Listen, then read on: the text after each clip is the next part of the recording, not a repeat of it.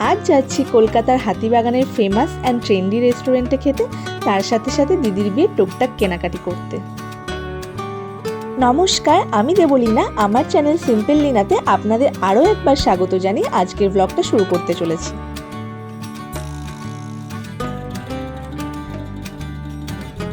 চলে এসেছি আমার ফ্ল্যাটের সামনের গলিতে। আজ সারাদিন ধরে বৃষ্টি পড়ছে, তাই ডিসাইডই করতে পারছিলাম না আসবো কি আসবো না।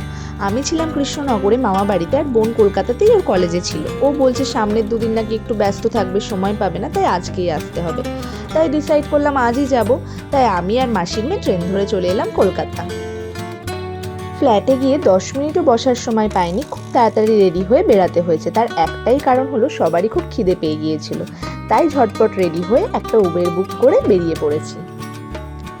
আমার লোকেশন থেকে একদমই খুব বেশি দূরে না, বাসেই চলে যাওয়া যেত, কিন্তু বৃষ্টির জন্য গাড়িটা নিতেই হলো।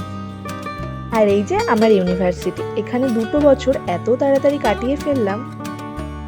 এই যে আমি আর মাসির মেয়ে, ও আমাদের থেকে বয়সে একটু বড়, কিন্তু প্রথম থেকে এত ফ্রেন্ডলি মিশি, তাই নাম ধরেই ডাকি, দিদিটা ঠিক আসে না।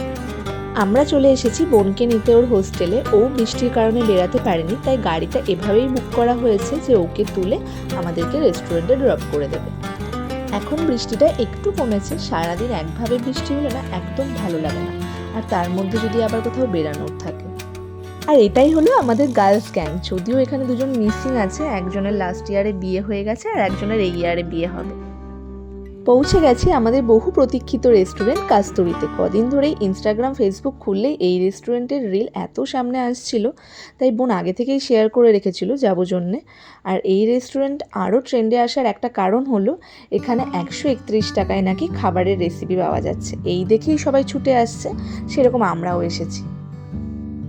আর যাওয়ার পর তো কেসটা একদম ঘুরে গেল। যাওয়ার সাথে সাথেই এনারা হাতে ধরিয়ে দিলেন ওনাদের নর্মাল মেনু কার্ড, যাতে অফারের কোনো উল্লেখই নেই। তারপর আমরা বলাতে এই মেনু কার্ডটা হাতে ধরিয়ে দিয়ে গেল। আমরা তো ভেবেছিলাম সব খাবারই 131 টাকায় পাওয়া যাবে, হয়তো কোয়ান্টিটিটা একটু কম দেবে। আর রিলসেও অত ক্লিয়ার করে কিছু বলা ছিল না, আর আমরাও অত খোঁজ নিয়ে দেখিনি। এখন এখানে এসে দেখছি স্পেসিফিক কয়েকটা খাবারই অর্ডার দেওয়া যাবে, আর বাদ বাকি সব কিছুই তাদের নিজস্ব মেনু কার্ড থেকে অর্ডার দিতে হবে। এইসব দেখে তো আমাদের মনটা একদমই ভেঙে গেল, কিন্তু কি আর করা যাবে, খুব খিদে পেয়ে গেছে সবারই। তাই কে কি খাবে ঝটপট ডিসাইড করে অর্ডারটা দিয়েই দিলাম। স্টার্টারে আমরা নিয়েছিলাম একটা ফিশ বাটার ফ্রাই আর একটা ফিশ ফ্রাই, আর সেটাই এখন 3জন মিলে ভাগ করে নিয়েছি। তাহলে সবারই সব টেস্ট করা হবে। ভাগে কার বেশি হলো কার কম হলো এখন সেটাই দেখা হচ্ছে। ভাই বোনরা একসাথে খেতে বসলে এটাই মজা। এনাদের মাছের আইটেমটা খেতে বেশ ভালো ছিল, কিন্তু একটা কথা না বললেই না, এনাদের সার্ভিস একদম ভালো ছিল না। এনাদের সব টেবিলে টেবিলে অর্ডার নেওয়া, সার্ভ করা সব কিছুর জন্য একজনই ছিল, আর প্রত্যেকটা খাবারই এত লেট সার্ভ করা হচ্ছে, যেটা একদমই নর্মাল নয়। এনাদের ভেতরের রেস্টুরেন্টের অ্যাম্বিয়েন্সটা খুব ভালো ছিল, একদম সাজানো গোছানো। আর হ্যাঁ, আর যেটা বলার, শুধু যেটা আমাদের সাথে হচ্ছে এমন নয়, এখন এখানে সবাই যারা যারা আছে সবার সাথে একই জিনিস হয়েছে। এইসব নিয়েই পাশের টেবিলে ওনাদের সাথে কথা হচ্ছিল। ওনারাও নাকি রিলস দেখে এখানে এসেছে বলছিলেন, তাই সবাই এখন এখানে এসে উল্লু বেনে গেছে। যাই হোক, কী আর করা যাবে, এইসব নিয়ে খুব হাসাহাসিও হচ্ছিল। আমরা অর্ডার করেছিলাম পোস্তর বড়া, যেটা খেতে ভালোই ছিল। ভেবেছিলাম ডালের সাথে খাবো, তাই অর্ডার দিয়েছিলাম। কিন্তু খাবার টেবিলে কতক্ষণ বসে থাকা যায়, আমি তো পারি না শুধু মুখে বসে থাকতে, তাই শুধুই খেয়ে ফেলেছি। আরও অনেকক্ষণ অপেক্ষার পর আমাদের টেবিলে খাবার এসে পৌঁছালো। ওরা অর্ডার করেছিল একটা ফিশ থালি, একটা মাটন থালি। ফিশ আইটেমে ছিল ভেটকি মাছের পাতুরি, আর মাটনে 2 পিস মাটন ছিল। আর আমি অর্ডার করেছিলাম প্লেন রাইস আর গলদা চিংড়ির মালাইকারি।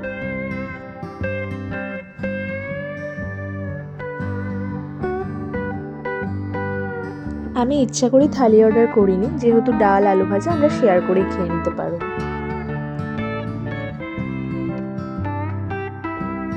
শেষে আরও একটা খাবার নিয়েছিলাম, যেটা হলো কচু পাতা চিংড়ি, যেটা ওই অফারের মেনু কার্ডটাতে ছিল, মাত্র 31 টাকায়। আমার খাবারটা আরও কিছুক্ষণ পর আসলো। যাই হোক, এত খিদে সহ্য করে এতক্ষণ অপেক্ষা করালো, তাও মানা যায়। কিন্তু এত কিছুর পরও যদি খাবারের কোনো টেস্ট না থাকে, সেটা কিন্তু একদমই মানা যায় না। ডাল আর আলু ঝুরঝুরিটা তাও কোনোরকম খাওয়া যাচ্ছিল। একবার আপনাদের গলদা চিংড়ির সাইজটা দেখায়, মাছের যেমন সাইজ তেমন স্বাদ, মাছের তো কোনো স্বাদ ছিলই না, তার সাথে গ্রেভিটাও একদমই ভালো হয়নি। মাটনটা মোটামুটি হয়েছিল, খুব একটা ভালো হয়েছিল একদমই বলা যায় না, কিন্তু চিংড়ি মাছটা এতটাই খারাপ হয়েছিল ওটা দিয়ে শুধু খেয়ে একদমই তৃপ্তি হয়নি আমার, তাই অগত্যা আর এক প্লেট মাটন অর্ডার করতেই হলো।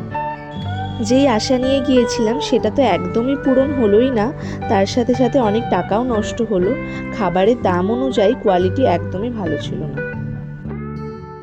কিন্তু খাওয়া দাওয়া যাই হোক না কেন, মজাটা কিন্তু প্রচুরই হয়েছে। আমরা যেখানেই যাই না কেন এমন এমন অদ্ভুত কিছু ঘটনা ঘটে, সত্যি আলাদাই মজা হয়।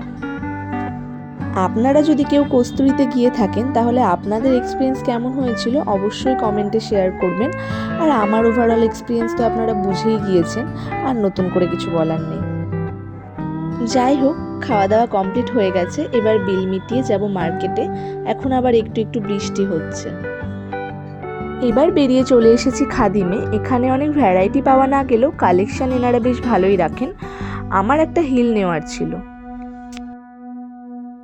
আর ফার্স্টে গিয়েই এই হিলটাই পছন্দ হলো। আর এটা যেটা পরে আছি এটাও খাদিম থেকেই নেওয়া, পরে বেশ ভালোই লাগছে দেখছি। এটার আর একটা কালার অপশান আছে, সেটা হলো গোল্ডেন কালারের। আমার ব্ল্যাকটাই বেশি ভালো লাগছে, তাই এটাই নিয়ে নিলাম। ফুটপাথ ধরে হাঁটতে হাঁটতে বোনের আবার এখানে একটা জুতো পছন্দ হলো, দেখতে বেশ সুন্দর, কিন্তু কতদিন টিকসই হবে সেটা বলা যাবে না। তারপর অনেক বার্গেনিং করার পর এটা নিয়ে নিল। সামনে এগাতেই কি দারুণ দারুণ সব কানের দুলের দোকান, কয়েকটা দেখলাম কিন্তু আর কিনিনি। গড়িয়াহাট থেকে কিছুদিন আগেই একটা কানের দুল নিয়েছি, সব জিনিসের এত দাম, তাই দরকার না থাকলে খুব একটা কিনতে ইচ্ছা করে না। আমরা মেনলি এসেছি এখানে ব্লাউজ কিনতে। এখানে ব্লাউজের বিশাল বড় মার্কেট, হাতিবাগানে এই মার্কেটটাকে সুভাষ কর্নার বলে। আপনারা যদি কেউ আসেন এই মার্কেটের নাম বললেই দেখিয়ে দেবে। আর ব্লাউজের মার্কেটে ঢোকার পর আমার একটা জিনিস মাথা থেকে একদম বেরিয়ে গেছে, ভিডিও করতেই ভুলে গেছি।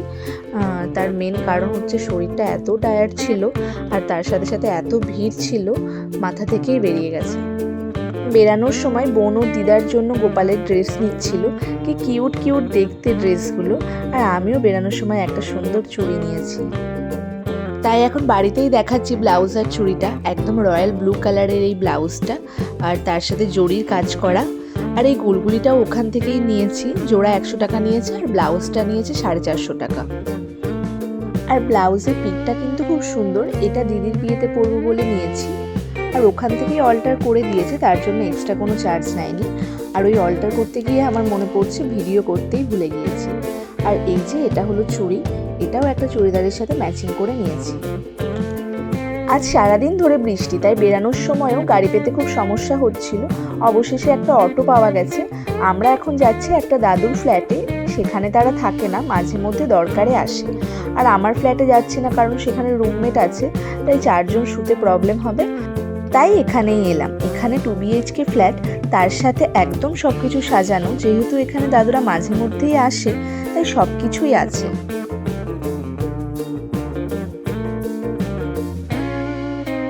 কিন্তু এখন অনেকদিন কেউ না থাকায় ঘরবাড়ি একদম ধুলো হয়ে আছে, একটু পরিষ্কার না করলে না হাঁটাচলা করতে খুব প্রবলেম হচ্ছে, তাই বোন পুরোটা এখন একবার মুছে নিচ্ছে। আর এইদিকে ভাত বসানোর জন্য প্রিপারেশান চলছে। আমাদের আজ রাতের মেনু হলো আলু সিদ্ধ আর ভাত, আর যদি কপালে একটু ঘি জোটে তাহলে ঘি। আসলে এখানে কোথায় কি আছে, আদেও আছে কিনা আমরা কিছুই জানি না। চাল মশলাপাতি সব কিছুই আছে। আমরা আসার সময় আলু আর ডিমটা কিনে এনেছি। সারাদিন ঘুরে ঘুরে বেরিয়ে তো চুলের অবস্থা খুবই খারাপ, আর কিছু বলার নেই। আর এইদিকে বোনও একটু বাড়িতে ফোনে কথা বলছে, তারপর আমরা বসে বসে গল্প করছিলাম কাল কোথায় ঘুরতে যাব, কি খাবো, এইসব করতে করতেই আমাদের ভাতটা হয়ে গেছে। এখন চলছে আলু সিদ্ধ মাখা। শুকনো লঙ্কা একটু তেল দিয়ে পুড়িয়ে সেটা দিয়ে আলুটা মাখা হচ্ছে, কারণ কাঁচা লঙ্কার কোনো অপশান নেই। কিন্তু শুকনো লঙ্কা দিয়েও আলু সিদ্ধ মাখাটা খেতে ভালোই লাগে। বসে পড়েছি খেতে। অনেক খোঁজাখুঁজির পর সামান্য একটু ঘি পাওয়া গেছে। এবার আমাদের খাওয়া দাওয়া হয়ে গেছে, আমি বাসনগুলো মেজে নিচ্ছি, আর দিদি কালকের জন্য পেঁয়াজটা কেটে রাখছে। আজকের ব্লগটা এখানেই শেষ করছি। আপনাদের যদি ব্লগটা ভালো লেগে থাকে লাইক, কমেন্ট অ্যান্ড শেয়ার করবেন। সাবস্ক্রাইব করতে একদম ভুলবেন না। আবার দেখা হচ্ছে নতুন কোনো ব্লগ নিয়ে, ততক্ষণের জন্য টাটা।